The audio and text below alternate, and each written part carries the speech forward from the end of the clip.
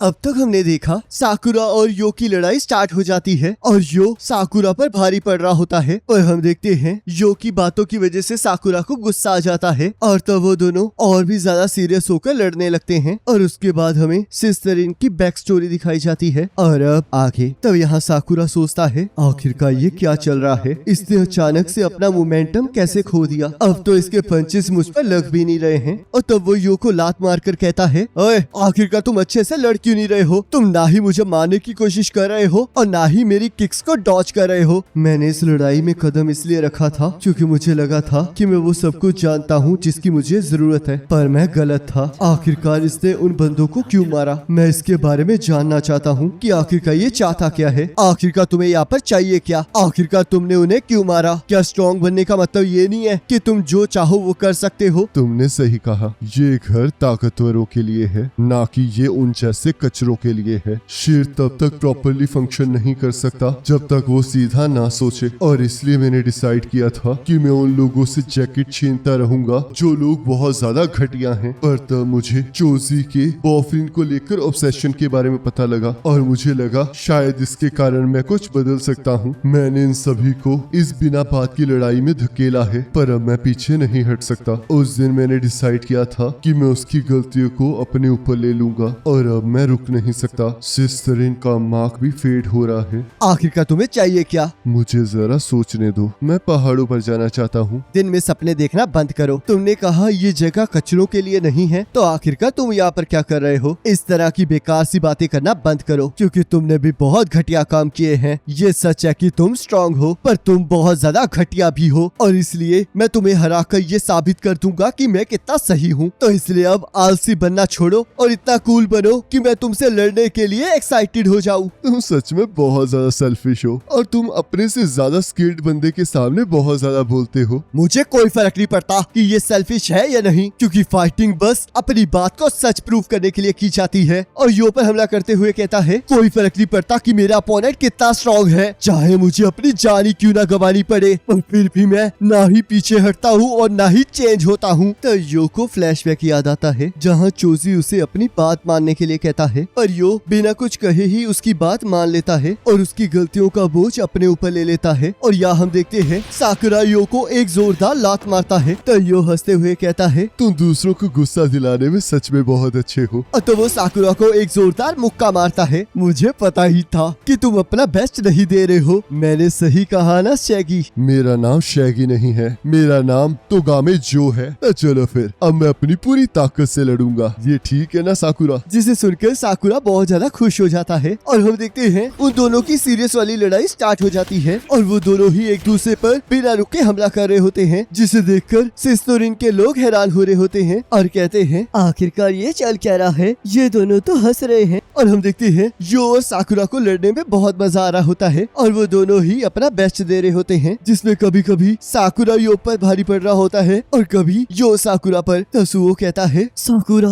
तुम सच में बहुत कमाल के हो। तनीरे कहता है मुझे पता नहीं ये क्यों है, पर पता नहीं मुझे ये क्यों इतना अच्छा लग रहा है। हिराकी कहता है मुझे नहीं पता था कि साकुरा लड़ने में इतना अच्छा है। तब यहाँ यो के साथ लड़ते हुए साकुरा सोचता है आखिरकार ये क्या हो रहा है, मैं उस बंदे के साथ लड़ रहा हूँ जिसने बहुत बेकार काम किया था, और आखिरकार क्यों मुझे इसमें इतना मजा आ रहा है। और आज तक मैंने जिनसे भी लड़ाई की है उन्होंने कभी भी इस तरह मेरा नाम नहीं पुकारा है। तब यो सोचता है ये तो सच में बहुत ज्यादा खुश लग रहा है और अब तो इसकी मूवमेंट्स भी और भी ज्यादा स्मूथ होती जा रही है। और तब वो साकुरा को अपने पास आने के लिए कहता है और हम देखते हैं वो दोनों ही एक दूसरे को जोरदार लात मारते हैं, जिससे वो दोनों ही नीचे गिर जाते हैं और हम देखते हैं वो दोनों ही हंस रहे होते हैं। तयो कहता है किसने सोचा था कि लड़ने में कभी इतना मजा भी आ सकता है। तुमने सही कहा, मुझे भी ये पता नहीं था। हम ये लड़ाई काफी टाइम से लड़ रहे हैं, तो चलो फिर इसे खत्म कर दें। और तो वो दोनों ही फिर से एक दूसरे की तरफ बढ़ने लगते हैं और सोचते हैं इसमें बहुत मजा आया, और एक दूसरे को एक जोरदार पंच मारने लगते हैं। तयो यो साकुरा की बात याद करने लगता है जिसने कहा था कि इससे कोई फर्क नहीं पड़ता कि मेरा अपोनेंट कितना स्ट्रांग है, चाहे लड़ाई में मेरी जानी क्यों ना जानी वाली हो, पर फिर भी मैं पीछे नहीं हटता हूँ और बिल्कुल भी नहीं बदलता हूँ। और सोचता है उस दिन मुझे भी यही करना चाहिए था, पर मैं पीछे हट गया और मैंने उसे फेस नहीं किया। मुझे अपने ऊपर कॉन्फिडेंस नहीं था। साकुरा, तुम पक्का और भी ज्यादा स्ट्रांग बनने वाले हो, क्योंकि तुम आगे बढ़ने से नहीं डरते हो, तो इसलिए कभी मत बदलना। Thank you साकुरा। और तब साकुरा का मुक्का यो के चेहरे पर लगता है, पर हम देखते हैं यो साकुरा को मुक्का नहीं मारता और नीचे गिर जाता है। तब यो कहता है मैं हार मानता हूँ। तब किसी को भी इस बात पर विश्वास नहीं हो रहा होता और साकुरा गुस्से में कहता है आखिरकार तुम ये क्या कह रहे हो, क्या मतलब है कि तुम हार मान रहे हो, क्यों तुमने अभी मुझे जीतने दिया। तब चोजी वहाँ आकर कहता है तुम सच में बहुत ज्यादा स्ट्रॉन्ग हो, तुम कभी मेरे साथ लड़ाई करना चाहोगे तो चलो उमे, अब हमारे लड़ने का वक्त आ चुका है। तो यो कहता है बस करो चोजी, हम यहाँ पर गलत हैं, तो इसलिए हमें इसे यहीं रोक देना चाहिए। और तभी चोजी यो को एक जोरदार लात मारता है और कहता है अपनी बकवास बंद करो क्योंकि तुम हार चुके हो। तभी साकुरा चोजी को पकड़कर उसे मुक्का मारने लगता है, पर उमे मिया उसे रोक लेता है और कहता है बस करो साकुरा, मुझे बहुत खुशी हुई कि तुम्हें फाइटिंग में रियल कन्वर्सेशन करने का मौका मिला, और जो तुमने अभी किया है